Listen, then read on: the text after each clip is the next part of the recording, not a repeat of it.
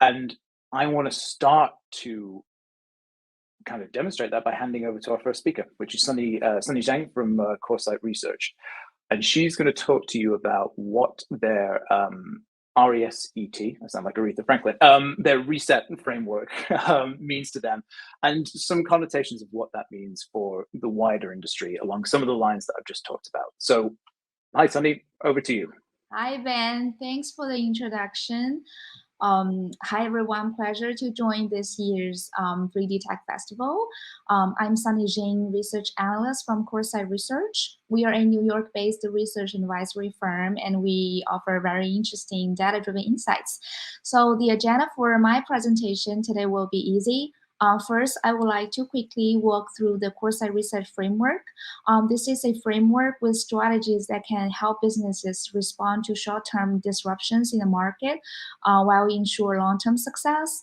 And then we will dive into the engaging and the socially responsible pillars because these two pillars are relatively hard to quantify, and I would love to offer some insights related to the impact of these offerings on business performance and also the market sizes of selected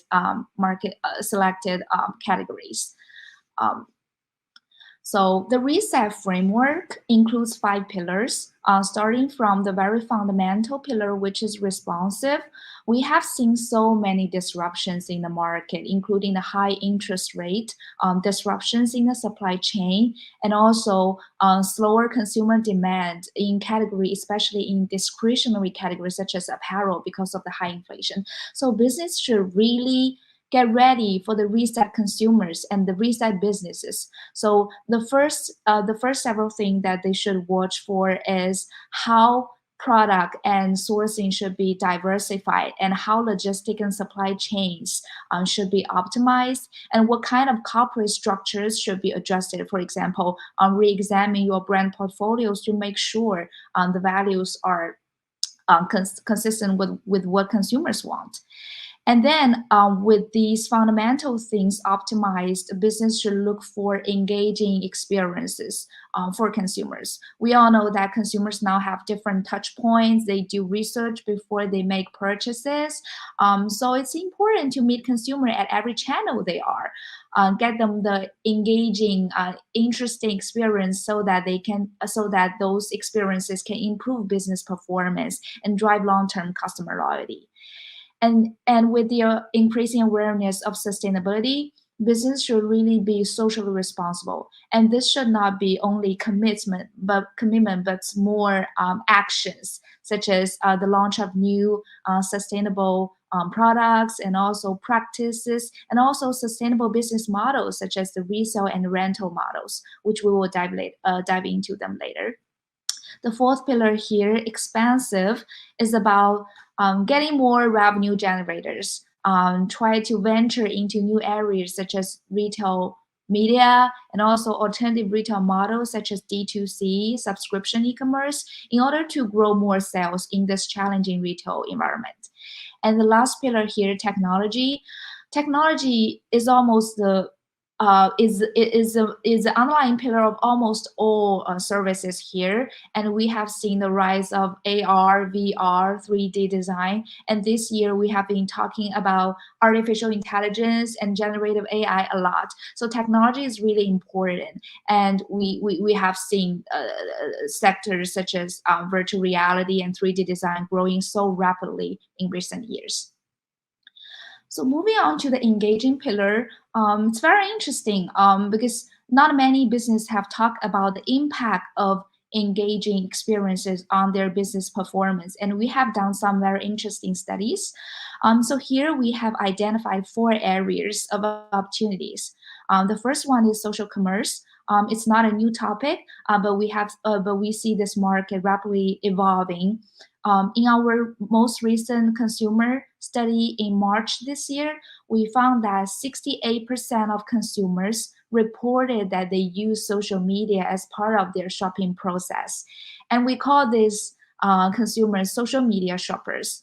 After further research, we found that 91% of those social media shoppers actually bought products after using social media, and they're largely impacted by KOL, which is key opinion leaders and live streamers, when they browse on social media. So this actually underlies the importance of social commerce as a strategy to improve total sales and customer engagement. Virtual stores and gamified experiences are also two very important pillars here. We will launch very interesting survey results next week.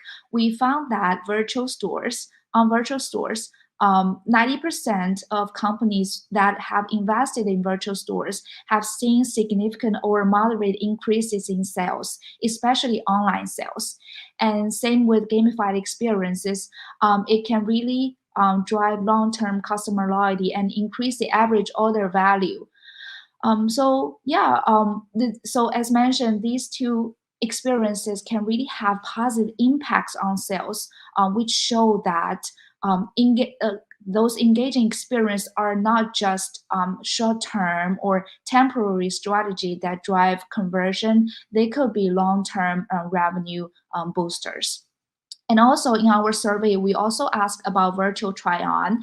Virtual try-on has been in the industry for years, but we still think the virtual try-on solutions can be optimized because the sizing problem is still big in the fashion sector. We launched a survey in March this year, and we found that sizing is still the biggest reason for online returns.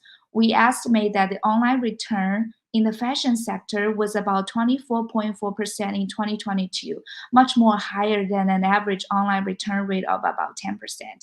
And when we ask business about their future investment priorities, 85% of apparel brands and retailers said they either currently use or plan to implement virtual try-on tours in the future. So we think these four areas are great opportunities, and the key takeaway here is business should really offer these experiences and meet consumers at every touch point they are. Virtual stores and gamified experiences and virtual try-on, as well as other AR or VR-based services, can really drive long-term loyalty. And let's move on to socially responsible. I think here the first pillar, inclusivity, also ties back to what we have discussed on virtual try-on. We see business incorporating inclusivity into their business. This can be the launch of plus-size products or adaptive apparel or the gender-neutral categories. But one challenge among these categories is the inconsistent sizing. So inconsistent sizing is still causing high return rates online. So it's really important for the virtual try-on solutions to be optimized. And here I want to touch upon the plus size market for a little bit. Women's plus size market is relatively bigger than men's plus size, but we see men's plus size market growing faster than women's plus size. But the problem is not a lot of consumers know the launch of plus size products by retailers. We have done a few surveys, and we talk to businesses, and they haven't really incorporated inclusivity into their marketing. So it's important for a business to incorporate your inclusivity in marketing, let consumers know that you have launched the products, and optimize your search results so it will be easier for consumers to navigate online. The second pillar here, brand practices, is not new, but in this year we are seeing more business turning commitments into action. So more business are launching sustainable products, and they're using different business models to be more socially responsible. For example, the resale and the rental business models. So in the resale sector, we have seen the rise of a lot of online marketplaces, a lot of partnerships between retailers and those those resale marketplaces. And this year, we see department stores such as Neiman Marcus working with Fashion Pile to offer in-store pickup or drop-off services for the secondhand products. So the market is evolving, and it is likely to grow almost 15% year over year this year. And we do think we should really think about how to innovate the business model, the products, the channels to meet consumers' needs, and try to integrate online with offline to offer the omni-channel experience, like what Neiman Marcus did. And the last market I want to touch base on is rental. So rental in furniture, rental in fashion has been developing quickly. Although in this a bit challenging retail market, we expect the fashion rental sector to see some decline, but we do expect the market to see long-term single digits growth stably. So the key takeaway here is innovate your products, innovate your business models, be socially responsible, and really convert your commitments into actions. So yeah, this is a brief, that concludes my presentation, and I just briefly introduced the 2 pillars of the reset framework. Consumers are reset, business should be reset too. And we are Coresight Research. Thank you for listening, and feel free to check our reports online or reach out to me for more interesting data-driven insights. Thank you. Hey, Sunny, thank you very much for that. That was a really good oversight. And I think for me, there's a couple of key takeaways, right? So a lot of the stuff you talked about there, so, virtual stores, gamified experiences, a lot of those have their roots in the same core, which is digital representations of real products, right? Digital representations of apparel, footwear, and accessories. And I think it's equally my second kind of key thing that I found from that was, based on the themes of today, but it's really important that all of those experiences are accessible to everyone. Like you said, the consumer is evolving, who the consumer is evolving. There's the kind of growth you're talking about. There's no point in having like a new digital frontier if it's only open to a select group of people. That's not where growth is going to come from. That's not where connection and engagement is going to come from. Am I on the right kind of read there? Yeah, of course, Ben. As mentioned, I think business have already taken actions to launch products, in secondhand, plus size, sustainable products, but they didn't really let consumers know, or they didn't really incorporate the sustainability and inclusivity into their marketing initiatives. So I think business should really do things more obvious, connect more with consumers, do more marketing in different channels, such as on social media, in store or online, and coupled with those omni-channel capabilities, that would be perfect for driving sales in this retail environment. All right, that's awesome. Thanks. Sorry to put you on the spot, Sunny, but I just wanted to validate the way that I was feeling about what you said there, and hopefully that's the way the audience are feeling as well.